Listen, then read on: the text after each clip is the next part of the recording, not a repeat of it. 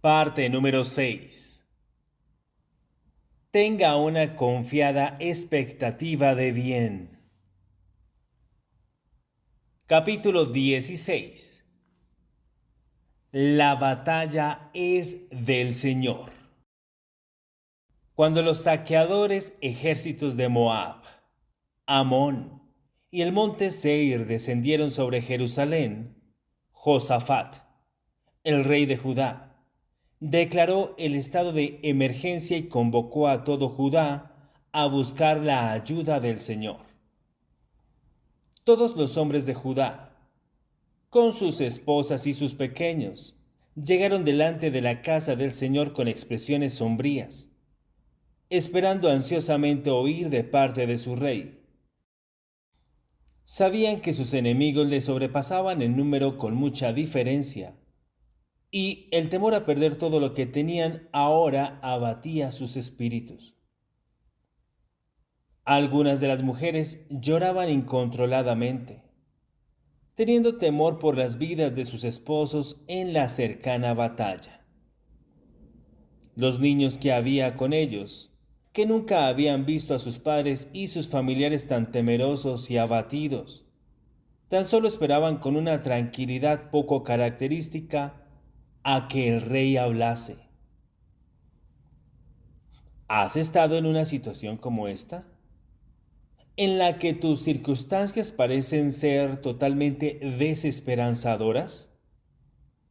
¿Donde te sentiste inmovilizado y abrumado por los desafíos que te rodeaban, sin ninguna salida o ni siquiera un alivio temporal a la vista? Eso es exactamente lo que le sucedió a la pequeña tribu de Judá, cuando se vieron rodeados por todos los frentes por tres potentes y sangrientos ejércitos que avanzaban con rapidez hacia ellos. Ve a Segunda de Crónicas capítulo 20 del 1 al 4. Con sus enemigos deseosos, sin piedad alguna de aniquilarlos a ellos y a todos los habitantes de Jerusalén, era una situación desoladora y sin esperanza, y parecía que estaban destinados a un trágico final.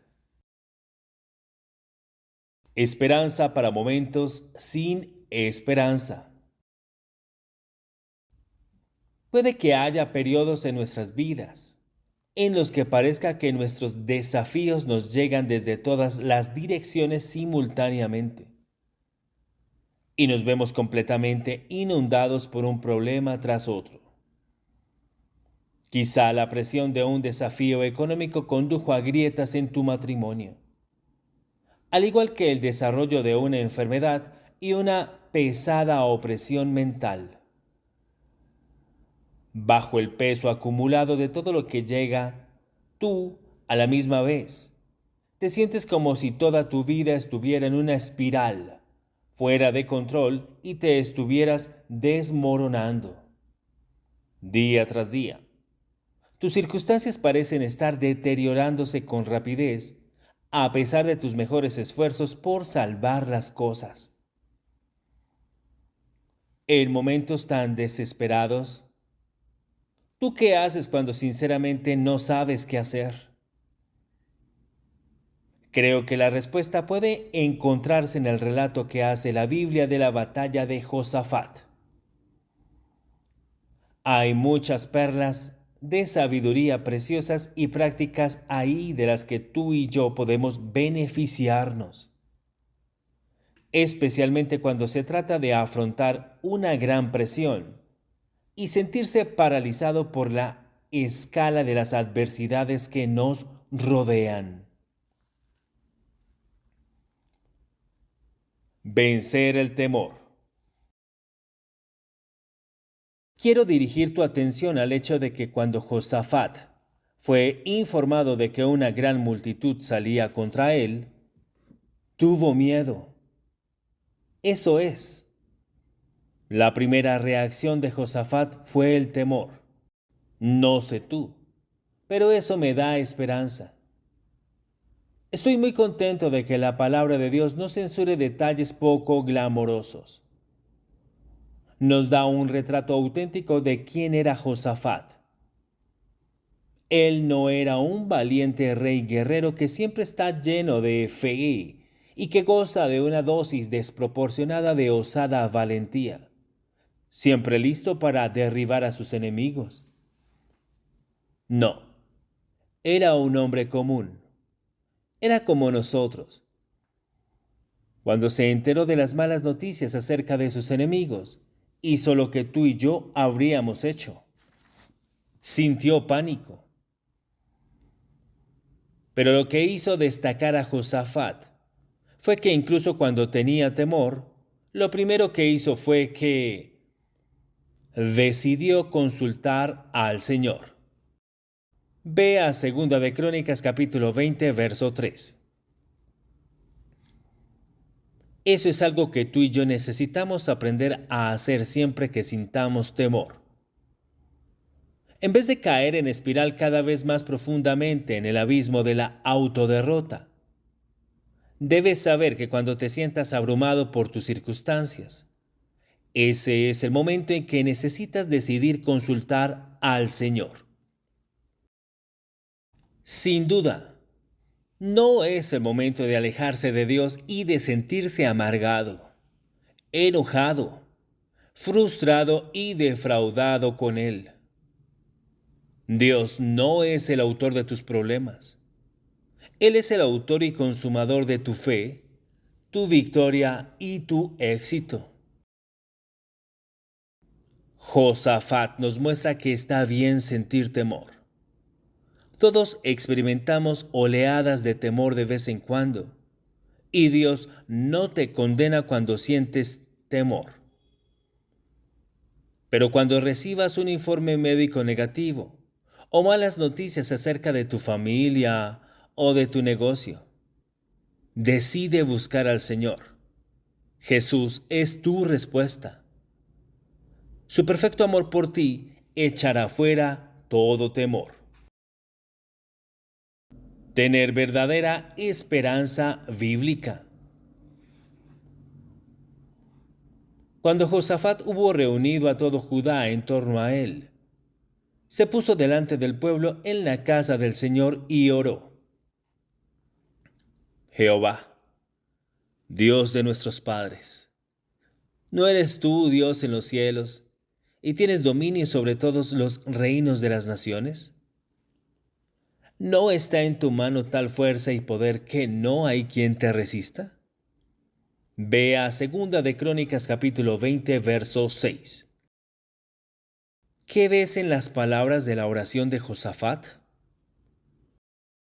En lugar de declarar sus temores al Señor y lamentarse de lo superada que estaba su pequeña tribu por los enemigos, Josafat centró su oración y sus pensamientos en lo grande y poderoso que verdaderamente es su Dios. Proclamó con valentía que nadie puede resistir al Señor. Nadie, ni siquiera los poderosos guerreros de Moab, Amón y el monte Seir.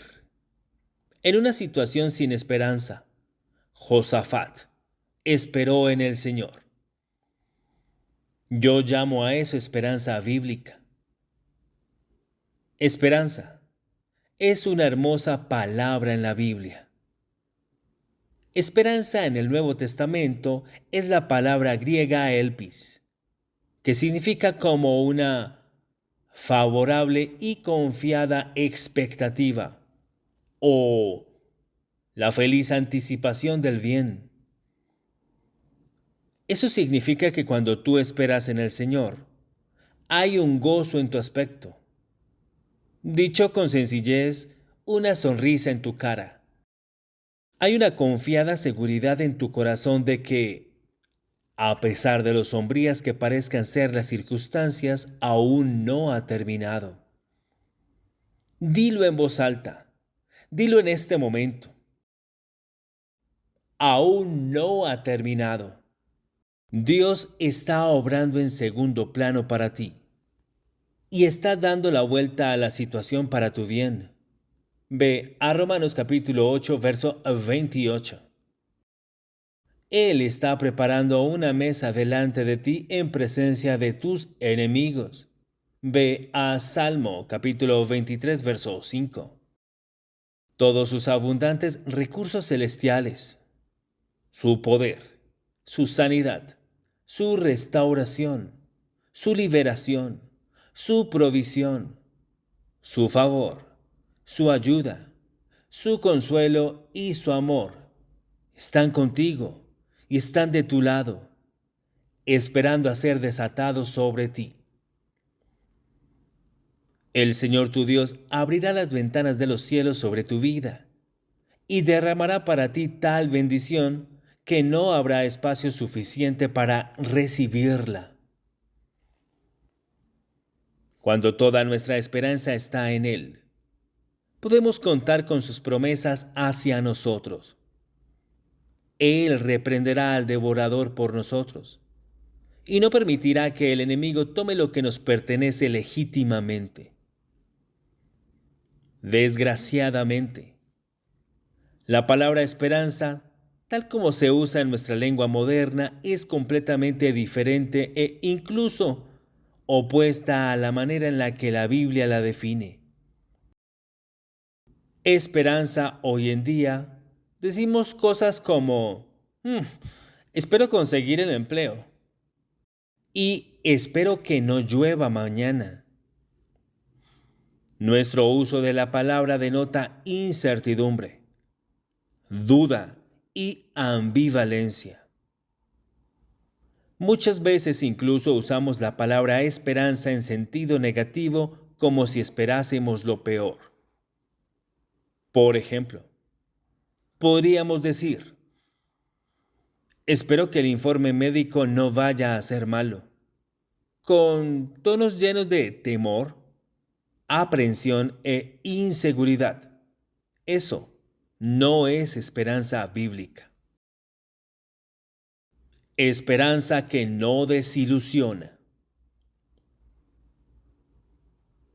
La palabra de Dios declara que, y esa esperanza no acabará en desilusión, pues sabemos con cuánta ternura nos ama Dios. Ve a Romanos capítulo 5, verso 5. En la Nueva Versión Internacional dice que, y esta esperanza no nos defrauda, porque Dios ha derramado su amor en nuestro corazón por el Espíritu Santo que nos ha dado. Podemos tener verdadera esperanza, una expectativa de bien, segura, gozosa y confiada. Cuando creemos correctamente lo mucho que Dios nos ama, existe una correlación directa y proporcionada entre esperanza y creer correctamente en el amor de Dios por ti. La esperanza surge en tu corazón cuando tú crees que Dios te ama. Puedes tener una confiada expectativa de bien porque tienes un Dios bueno que nunca te dejará en la estacada.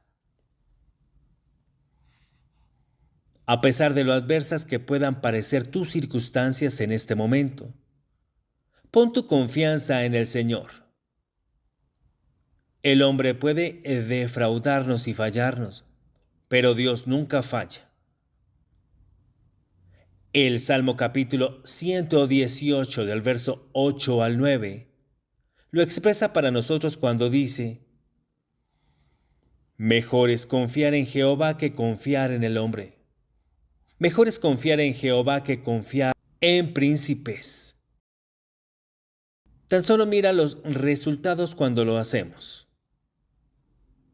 A pesar de ser atacado por todos los frentes, el salmista es capaz de declarar con valentía: todas las naciones me rodearon, mas en el nombre de Jehová yo las destruiré. Vea el Salmo capítulo 118, verso 10.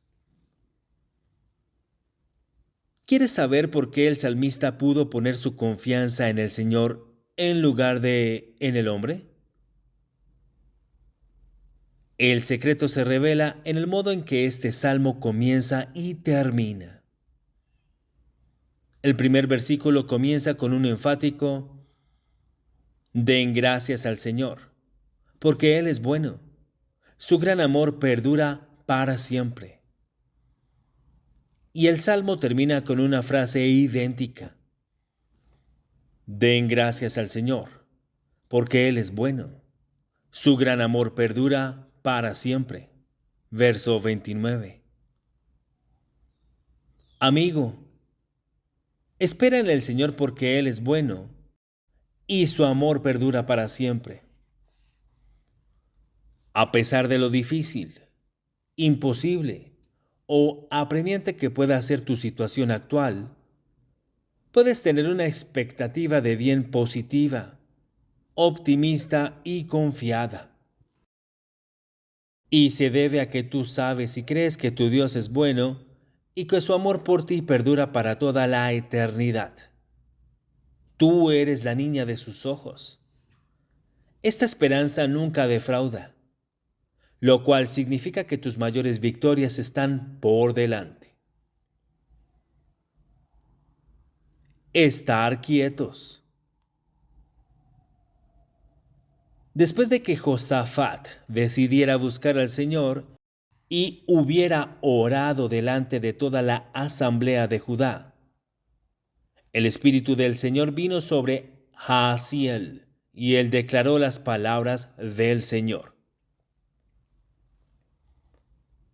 Escuchen, habitantes de Judá y de Jerusalén. Escuche, rey Josafat. Esto dice el Señor: no tengan miedo, no se desalienten por este poderoso ejército, porque la batalla no es de ustedes sino de Dios. Sin embargo, ustedes ni siquiera tendrán que luchar. Tomen sus posiciones, luego quédense quietos y observen la victoria del Señor. Él está con ustedes, pueblo de Judá y de Jerusalén. No tengan miedo ni se desalienten. Salgan mañana contra ellos porque el Señor está con ustedes. Vea 2 de Crónicas capítulo 20 del verso 15 al 17. Al oír esas palabras de esperanza, todo Judá se humilló delante del Señor, postrándose delante de Él y adorándole.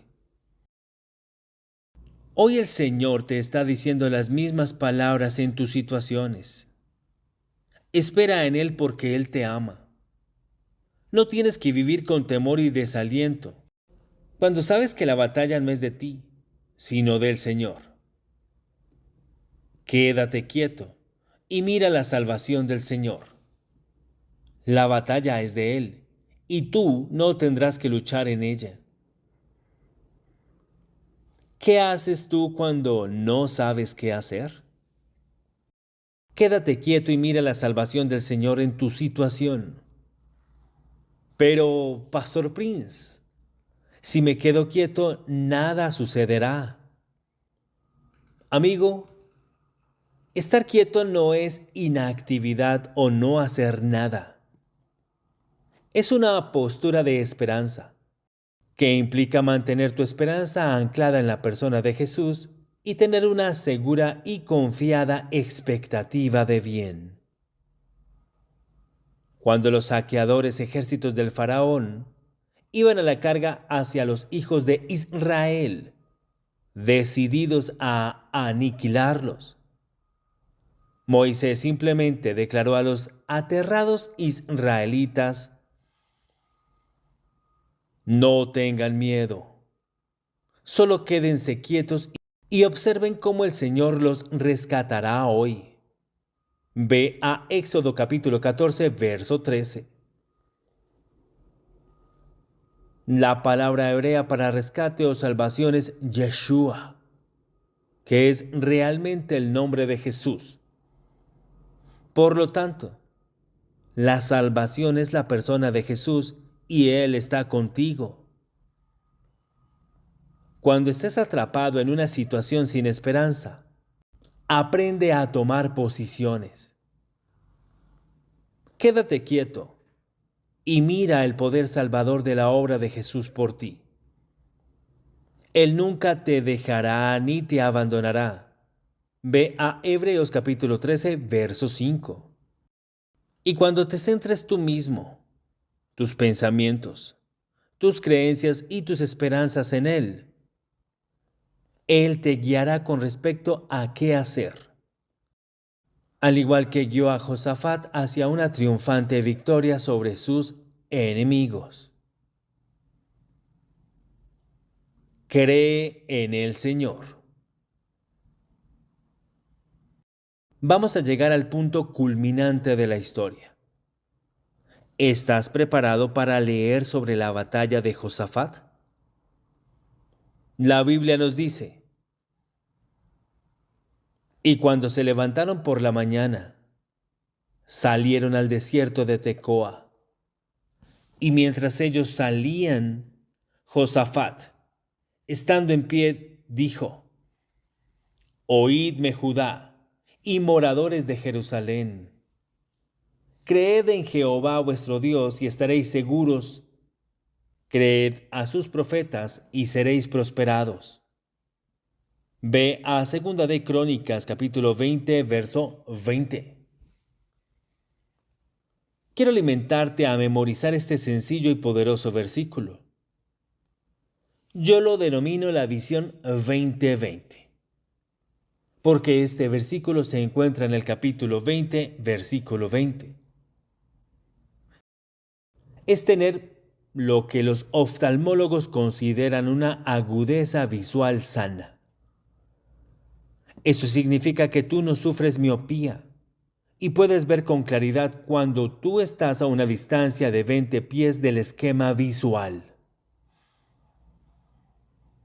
Si deseas tener agudeza visual, espiritual y una visión 2020 del bien que Dios tiene para ti en tu futuro, entonces cree en el Señor y las palabras de sus profetas, los pastores y predicadores a quienes Dios haya puesto en tu vida.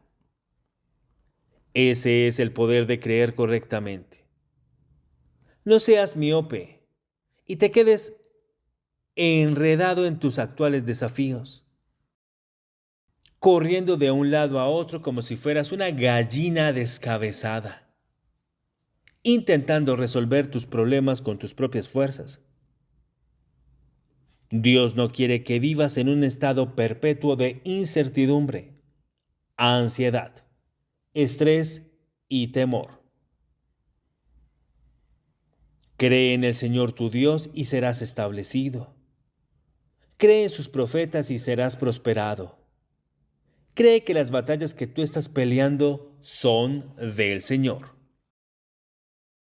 Cuando crees correctamente, experimentarás verdadera esperanza bíblica y comenzarás a vivir con una certera, gozosa y confiada expectativa de bien, a pesar de cuáles sean tus circunstancias. Muchos batallan porque no creen en el Señor, no creen en su palabra y no creen en sus profetas. Su crisis es una crisis de creencia.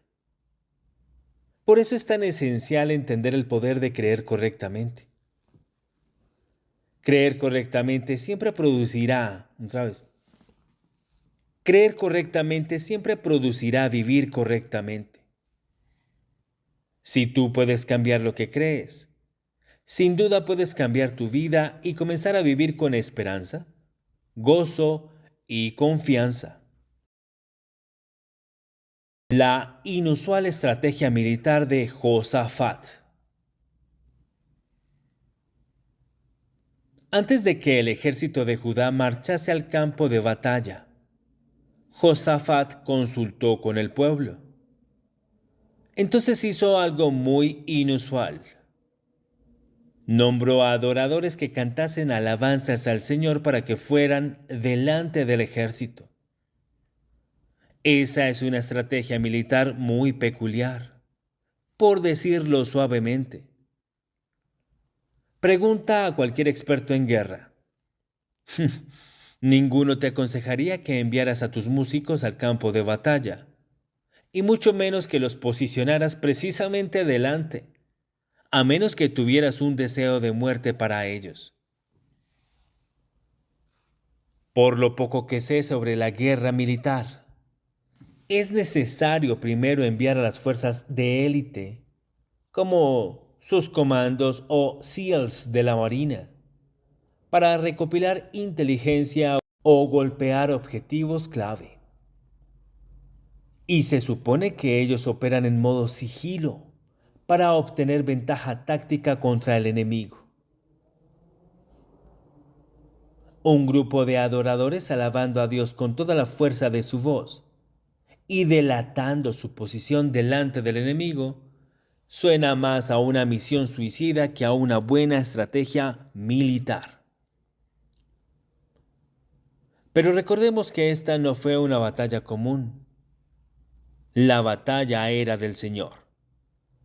Y la palabra registra para nosotros que en el momento en que comenzaron a entonar cantos de alabanza, Jehová puso contra los hijos de Amón, de Moab y del monte de Seir las emboscadas de ellos mismos que venían contra Judá y se mataron los unos contra los otros. Ve a Segunda de Crónicas capítulo 20, verso 22. Dios causó confusión entre los campamentos de los enemigos. Y en lugar de salir contra Judá, los soldados de Amón y Moab formaron una alianza para matar y destruir a los habitantes del monte Seir. Entonces, cuando los hubieron aniquilado por completo, se volvieron el uno contra el otro y comenzaron a destruirse mutuamente, hasta que todos resultaron muertos. Ve a Segunda de Crónicas capítulo 20, verso 23. Mientras tanto, cuando sus enemigos se destruían el uno al otro, los adoradores de Judá alababan a Dios, inconscientes de lo que estaba sucediendo entre sus enemigos. Por lo tanto, cuando llegaron al lugar con visitas al campo de batalla, se prepararon para un ataque general por parte de las fuerzas combinadas de 3 enemigos diferentes. Imagina sus caras cuando la escena de cuerpos muertos de sus potenciales ejecutores esparcidos por todo el valle les dio la bienvenida. La destrucción de sus enemigos fue tan completa que la Biblia registra que ninguno había escapado. Ve a Segunda de Crónicas capítulo 20, verso 24. Alaba al Señor porque Él es bueno. Judá no utilizó ni una sola espada aquel día, pero la batalla fue ganada. De hecho, fue ganada antes de que las tropas de Judá ni siquiera llegasen al escenario. ¿Observaste cuándo comenzó el Señor a poner emboscadas contra sus enemigos? Fue cuando ellos comenzaron a cantar alabanzas a Dios. Cuando oigo esta historia que se enseña desde el púlpito, el énfasis normalmente se pone en que la alabanza derrota a nuestros enemigos. Esa es una enseñanza estupenda. Pero hoy quiero llevarte un paso más allá. Quiero mostrarte que las palabras de alabanza utilizadas aquí son igual de importantes, si no, incluso más importantes. Tú puedes alabar al Señor por diferentes cosas, pero en periodos en que las presiones, los desafíos y los problemas llegan a ti desde todos los frentes, ¿qué haces cuando no sabes qué hacer? En momentos de gran adversidad, ¿cómo mantienes una confiada expectativa de bien y sigues esperando en el Señor? Ya deberías tú saber una de mis frases favoritas, que es: no hay detalles insignificantes en la Biblia. Dios deliberadamente registra para nosotros las palabras que el pueblo de Judá utilizó para alabarle cuando marchaban a la batalla, y por eso sabemos que estaban cantando: Glorificad a Jehová, porque para siempre es su misericordia. Vea Segunda de Crónicas capítulo 20, verso 21. ¿Te resulta familiar? Hablamos sobre esto anteriormente en este capítulo, cuando estudiamos el modo en que comienza y termina el Salmo 118 con esa misma frase. Pero esta frase no solo aparece en el libro de Salmos. De hecho, está tan cercana al corazón de Dios que se presenta de modo muy destacado en muchos momentos clave en la historia de Israel. Por ejemplo, la Biblia describe que el mismo día en que David finalmente llevó el arca del pacto de regreso a Jerusalén, entregó un salmo en manos de Asaf que contenía esta frase: Aclamad a Jehová, porque Él es bueno, porque su misericordia es eterna. Vea Primera de Crónicas capítulo 16, del verso 7 al 34. Entonces, el día de la dedicación del templo que Salomón, el hijo de David, construyó para Dios, la Biblia también destaca que todos los hijos de Israel adoraron y alabaron al Señor diciendo: porque Él es bueno y su misericordia es para siempre. Vea Segunda de Crónicas capítulo 7, verso 3. De nuevo oímos esta maravillosa frase. Amigo, creo que es obvio que hay algo muy especial en estas dos sencillas líneas de alabanza. Creo que Dios quiere que meditemos en Él y le alabemos con estas sencillas palabras, incluso cuando nos sintamos abatidos, abrumados o temerosos. En momentos como esos, aún podemos alabarlo, porque Él es bueno y su misericordia es para siempre. ¿Crees eso hoy? Alábale con esas palabras hasta que lo creas en tu corazón, y te prometo que surgirá esperanza desde el interior de tu corazón. Muchos batallan en este momento porque no creen que Dios sea bueno y que su amor perdure para siempre. La palabra para amor aquí es la palabra hebrea tan potente, Hesed, que habla de la gracia de Dios, su misericordia y su bondad. A pesar de cuántas veces hayas caído o hayas errado en el blanco, incluso si los problemas que te rodean son consecuencias de tus propias acciones, querrás dirigirte hoy hacia el Señor y alabarle por su bondad y su gesed. Yo he experimentado su bondad y su gesed de ese modo en mi vida. Hace algunos años, cuando estaba atravesando un periodo desafiante en mi vida, Dios me dio una melodía celestial y estas palabras surgieron de mi espíritu. Alaba al Señor porque Él es bueno y su amor perdura para siempre. Alaba al Señor porque Él es bueno y su misericordia perdura para siempre. Era una melodía muy pura, sencilla y poco complicada, y yo la cantaba una y otra vez hasta que todos mis temores, ansiedades y preocupaciones desaparecieron y me sentí completamente libre. Alaba al Señor porque Él es bueno, porque su gesed, es decir, su gracia, amor, misericordia y bondad, en tu vida perdura para siempre. Adórale con esas palabras y a medida que lo alabes, Él pondrá emboscadas a todos tus enemigos, problemas, temores, desafíos y adicciones. Cuando tú llegues a tu campo de batalla, creo que tus enemigos habrán caído. Ni uno solo de tus adversarios escapará porque el Señor mismo pelea las batallas por ti. El Valle de la Bendición. ¿Sabes cómo termina la historia de la batalla de Josafat? Josafat y sus hombres pasaron 3 días enteros reuniendo el botín de guerra que habían encontrado entre los cuerpos muertos de sus enemigos. Recuperaron muchas riquezas, alhajas preciosas. Ve a Segunda de Crónicas capítulo 20, verso 25.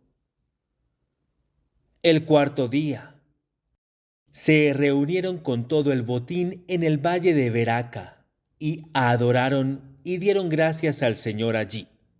Ve a Segunda de Crónicas capítulo 20, verso 26.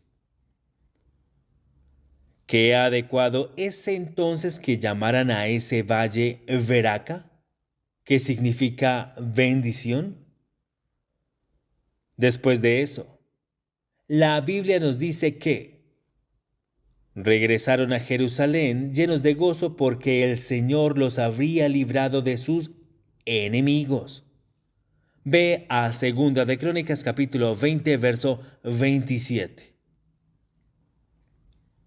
Dios había convertido su temor en regocijo, su tristeza en alegría y sus problemas en bendiciones. Eso es lo que sucede cuando esperamos en el Señor. Alábalo, porque Él es bueno, y su gesed perdura para siempre. ¿Puedes tener una confiada expectativa de bien porque tu Dios es un Dios bueno? Al igual que el pueblo de Judá, que significa alabanza en hebreo, según Génesis capítulo 29, verso 35, tú no tendrás que luchar, porque la batalla es del Señor. Aleluya.